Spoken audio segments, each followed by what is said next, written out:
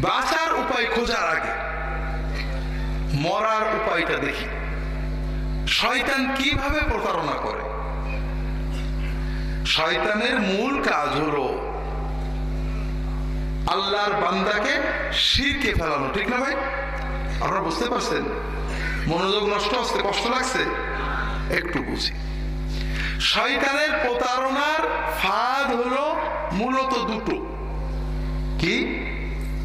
কয়টা? একটা হলো মিথ্যা, আর একটা হলো ব্যাখ্যা। কয়টা ভাই? কি করে জানলাম? শয়তান প্রথম আমাদের পিতা আদম আলাইহিস সালামকে জান্নাত থেকে বের করেছিল এই দুটো অস্ত্র দিয়ে। আল্লাহ তাআলা আদম আলাইহিস সালামকে সৃষ্টি করে হাওয়া আলাইহিস সালামকে সৃষ্টি